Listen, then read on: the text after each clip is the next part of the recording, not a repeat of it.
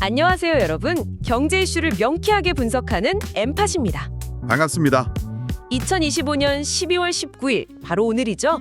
일본 경제에 정말 거의 30년 만에 아주 큰 이정표가 세워졌습니다. 네, 맞습니다.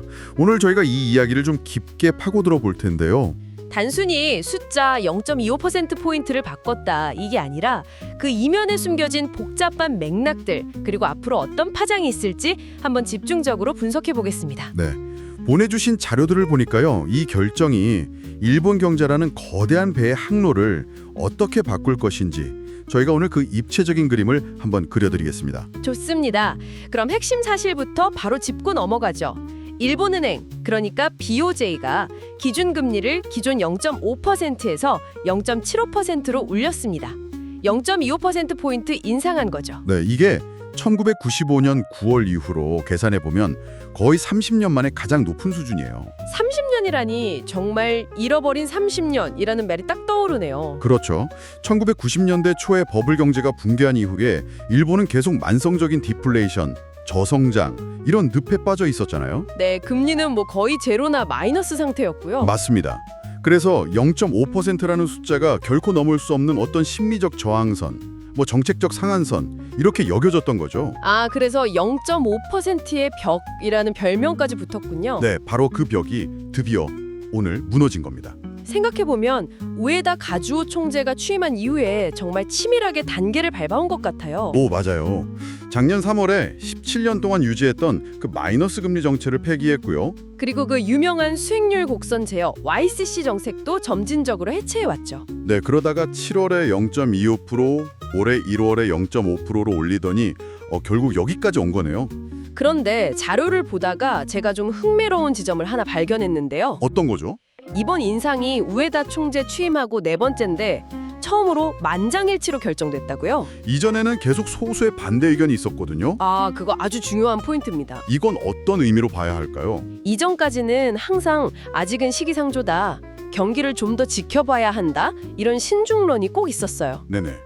근데 이번에 만장일치가 나왔다는 건 정책위원 9명 모두가 이제는 더 이상 주저할 필요가 없다, 이 확신을 공유하게 됐다는 뜻입니다. 아, 일본은행 내부의 불확실성이 완전히 거쳤다 이런 신호군요. 그렇죠. 시장에 보내는 아주 강력한 신호죠. 알겠습니다. 그런데 타이밍이 좀 궁금해요. 지난 3월부터 6차례나 연속으로 금리를 동결하면서 시장에 애를 태웠잖아요. 네, 그랬죠. 왜 하필 지금이었을까요? 바로 그 왜 지금인가? 결론부터 말씀드리면 일본은행이 수십 년간 기다려온 퍼즐의 마지막 조각이 드디어 맞춰졌다고 판단했기 때문이에요. 마지막 조각이요? 네, 바로 임금과 물가의 지속 가능한 선순환이라는 조각이죠. 아, 임금과 물가의 선순환 구조. 그러니까 월급이 오르니까 소비가 늘고 그게 다시 기업 매출로 이어져서 물가랑 임금을 또 밀어 올리는 그런 건전한 경제 구조 말이죠. 정확합니다. 근데 정말 일본 경제가 그 선순환에 들어섰다고 자신할 수 있을까요? 일부에서는 이번 임금 인상이 대기업에만 국한된 거고 아직 중소기업까지는 온기가 퍼지지 않았다, 이런 지적도 있던데요. 네, 그 지적은 굉장히 날카롭고 또 타당한 지적입니다.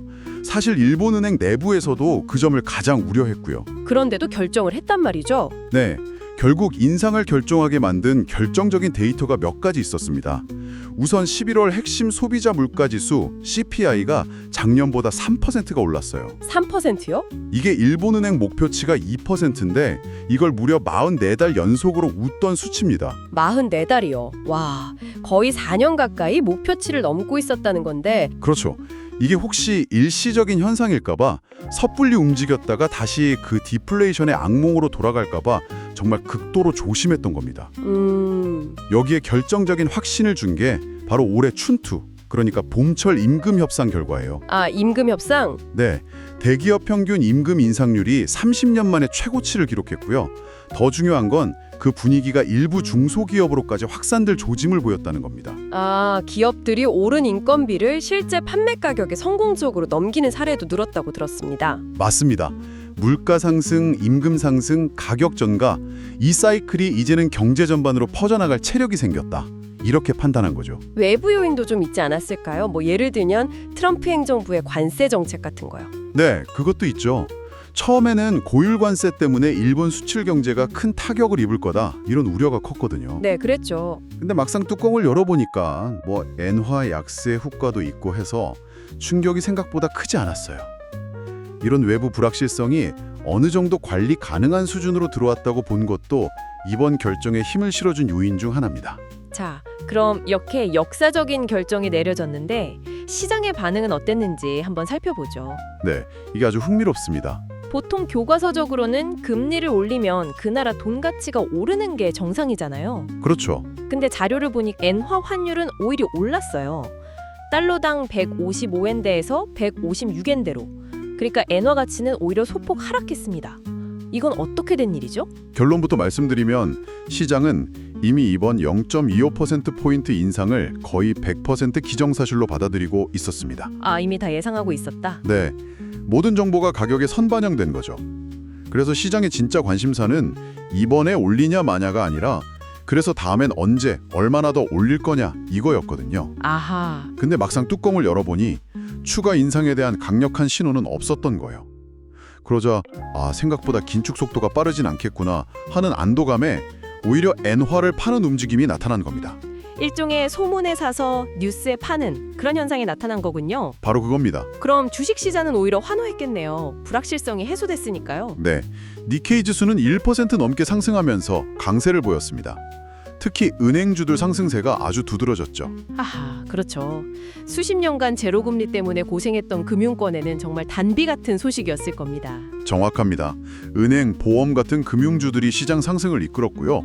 여기서 근데 저희가 진짜 주목해야 할 지표는 따로 있습니다. 뭔가요? 국채금리는 정부의 자금 조달 비용이랑 바로 연결되는데 이건 일본 정부한테는 상당한 경고등이 켜진 거 아닌가요? 경고등 수준이 아니고요. 거의 비상벨이 울린 것에 가깝습니다. 비상벨이요? 네, 이게 단순히 일본은행의 금리 인상 때문만은 아니에요. 세 가지 요인이 아주 복합적으로 작용한 결과인데요. 세 가지 요인이요? 첫째는 당연히 기준금리 인상, 그리고 둘째는 다카이치 사나이 정부의 적극 재정 기조입니다.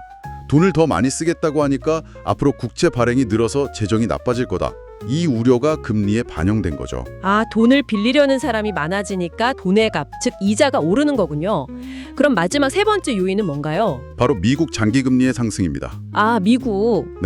글로벌 채권 시장의 기준점 역할을 하는 미국 금리가 오르니까 전 세계 금리가 같이 오르는 압력을 받고 있고 일본도 그 영향에서 자유로울 수가 없었던 거죠. 이 세 가지가 맞물리면서 19년 만에 2%라는 선을 넘어선 겁니다. 일본 국가부채가 GDP 대비 250%를 넘는 세계 최고 수준이잖아요. 맞습니다. 그걸 생각하면 국채금리 2% 시대라는 게 정말 심각하게 다가오네요. 이자 부담이 천문학적으로 늘어날 텐데요. 그렇죠. 일본 재무성 추산을 보면 금리가 1%포인트만 올라도 연간 이자 부담액이 수조 엔씩 늘어납니다. 수조엔이요? 네, 2% 수준의 금리가 만약 굳어진다면 머지않아서 일본 정부 예산에서 이자 지급액이 사회보장비나 방위비를 넘어서 가장 큰 비중을 차지하게 될 수도 있어요. 강력한 경고네요. 바로 그겁니다. 이제 모든 관심은 오늘 오후에 있을 우에다 총재의 기자회견으로 쏠리겠군요. 네, 시장은 그의 입에서 나오는 모든 단어에서 앞으로의 금리 인상 속도에 대한 힌트를 찾으려고 할 겁니다. 정말 아슬아슬한 줄타기를 해야 하는 상황이네요. 네, 비유하자면 수십 년간 꽁꽁 얼어붙어 있던 강위를 아주 조심스럽게 건너는 것과 같아요. 너무 빨리 걸어도 안 되고 너무 느리게 걸어도 안 되고. 그렇죠. 너무 빨리 걸으면 발밑에 얇은 얼음이 깨져서 재정 위기라는 차가운 물에 빠질 수 있고요. 너무 느리게 걷거나 멈춰서면 엔화 약세랑 인플레이션이라는 추이를 피할 수가 없는 거죠. 그럼 우에다 총재가 선택할 수 있는 두 가지 시나리오를 한번 그려볼까요?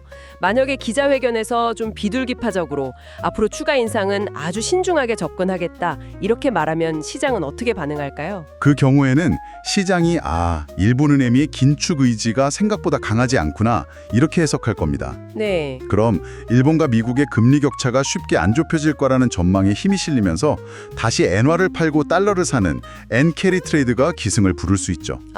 엔화 약세가 지금보다 더 심해질 수도 있겠군요. 네, 그렇게 되면 수입 물가를 자극해서 이번 금리 인상의 효과를 반감시키는 결과로 이어질 수 있습니다. 반대로 물가 안정을 위해 과감하게 추가 인상을 고려하겠다 이렇게 좀 매파적으로 발언한다면요? 이건 또 다른 문제를 낳을 것 같은데요. 그건 방금 이야기한 재정의 덫이라는 판도라의 상자를 여는 스위치가 될 수 있습니다. 와, 판도라의 상자라니. 그런 발언이 나오는 순간 시장은 추가 인상을 기정사실로 받아들이고 장기 국채 금리는 2%를 넘어서 2.5%, 3%를 향해 아주 가파르게 치솟을 수 있습니다.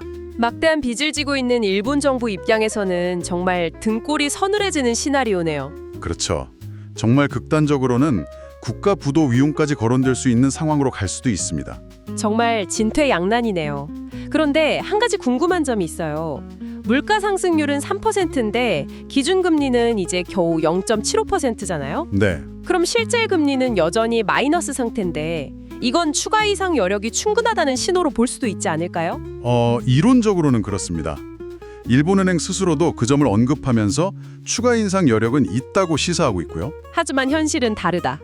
네, 경제는 이론만으로 움직이지 않죠. 방금 저희가 논의한 것처럼 막대한 정부 부채라는 아주 현실적인 족쇄가 일본은행의 발목을 꽉 잡고 있습니다. 앞으로 우에다 총재의 과제는 이 이론적인 여력과 현실적인 제약 사이에서 일본 경제가 감당할 수 있는 최적의 속도를 찾아내는 아주 고도의 정책적 조율 능력을 보여주는 것이 될 겁니다. 자, 오늘은 일본은행의 30년 만의 기준금리 인상 소식을 깊이 있게 살펴봤습니다. 네, 오랫동안 저금리라는 익숙한 세계에 갇혀있던 일본 경제가 이제 좀 낯설지만 새로운 길로 첫 발을 내딛었다는 게 분명해 보이네요. 네. 임금과 물가의 선순환이라는 긍정적 신호를 확인하면서 잃어버린 30년과 작별을 고하려는 시도인 동시에 막대한 정부 부채와 장기금리 상승이라는 거대한 과제에 정면으로 맞서야 하는 일본의 현재 상황을 아주 입체적으로 볼 수 있었던 시간이었습니다. 네, 오늘 저희 엠팟이 준비한 이야기가 유익하셨다면 구독과 좋아요 꼭 부탁드립니다. 네, 저희가 더 좋은 컨텐츠를 만드는 데 정말 큰 힘이 되거든요. 많은 응원 부탁드립니다. 그럼 다음에도 좋은 내용으로 다시 찾아뵙겠습니다. 감사합니다. 이번 금리 인상이 일본의 잃어버린 30년을 끝내는 본격적인 신호탄이 될지 아니면 막대한 정부 부채라는 또 다른 난관의 시작이 될지 앞으로의 행보를 계속 지켜볼 필요가 있겠습니다. 감사합니다.